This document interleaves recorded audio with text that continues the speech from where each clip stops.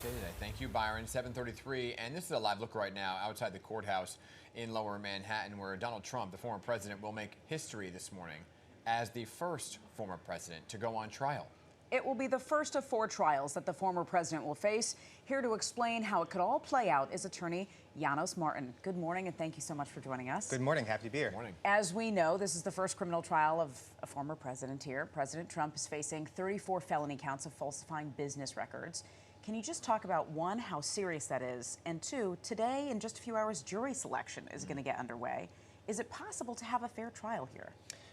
Well, I think so, absolutely. We have a good court system here in New York. To your first question, falsifying business records is, I wouldn't say it's a common charge, but certainly not an unusual charge in New York. And the fact that it's being bumped up from a misdemeanor to a felony in this case, which would make it quite serious for Mr. Trump, is related to an allegation that he also committed campaign finance violations. And so that's going to be a complicated case to play out in this over the next 6 to 8 weeks. As to whether he can get a fair trial in New York, that's what we're going to find out over the next 2 weeks. There's going to be a very comprehensive jury selection process. It'll involve potentially hundreds of New Yorkers until they find the right 12 people to get in there and make a decision. And attorneys on both sides are going to be very careful to make sure that the jurors who are selected for this case don't have any evidence of bias in either direction for or against former President Trump. Yeah, this is the case for the alleged hush money payments to Stormy Daniels, just in case anybody doesn't know what this particular case is, because there's a lengthy list of cases for this year. But when you talk about the former president wanted the trial moved out of New York State, but wouldn't he have had the difficulty with the jury selection no matter where it was? I mean, he's the former president of the United States. Absolutely. The argument that former President Trump's team made is that if it's a federal case, you have a slightly larger pool. It's not just Manhattan, a county/borough where Joe Biden got 84% of the vote.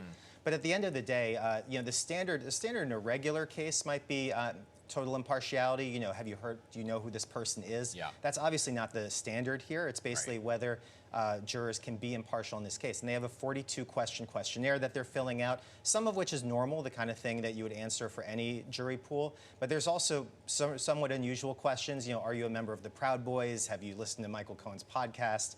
And it really is sort of digging at, can this person be fair? And, the defense team will have the right to try to strike somebody for cause if they think there's evidence perhaps from their social media accounts that they're not going to be fair in this trial. And then there are also preemptory strikes, which is both sides have the ability to strike up to 10 jurors for really any reason that is non-discriminatory. And I think through that process, you only have to find 12.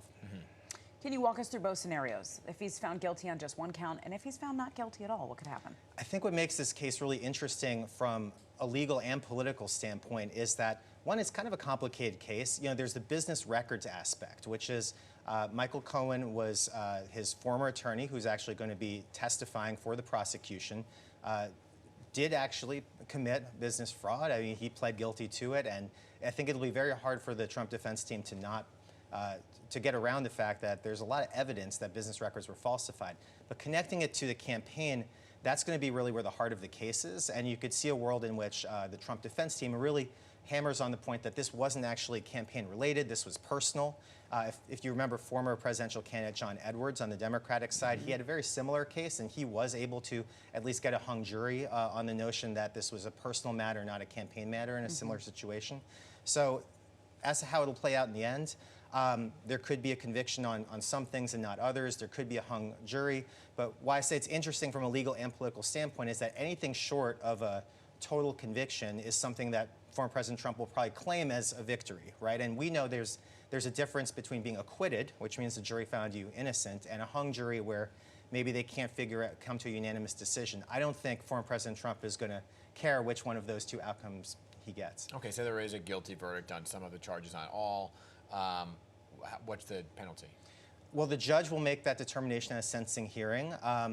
You could, in a normal falsifying business records case, be talking about anywhere from 1 to 4 years. However, normally in a case like this, if somebody has no criminal conviction history, you can have something lighter, like just probation. And you mentioned at the beginning here, Trump in the middle of 4 different trials. Perhaps if this Manhattan trial had not gone first, you could point to some other conviction that former President Trump had in the sentencing process. Yeah. And this one went first, but the other ones got delayed. He tried to get this one delayed as well, and Yes. just could not, right? So how do you see the other ones playing out with this at the same time? Because there's the ability that the former president have had to, which other defendants have not been able to do in terms of pushing all of these cases down the road. Yes. What's the goal there? First of all, Donald Trump has always been a master at using the court system, bogging it down, delaying it through his private sector work and going back many years. The goal here has always been, I think, to push this so close to the election that he can make a case in court that even having this right before the election would be undemocratic, or really pushing it as far as until he might win the election and then say, well, I can't serve prison time because I'm the president.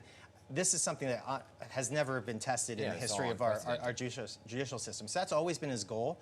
He's been more successful in the other 3 jurisdictions, pushing things back. DA Bragg has always been prepared to let other cases go first. But here we are. This is probably the only case that'll happen before Election Day. Wow, when you talk about it that way. All right, Janos, appreciate you.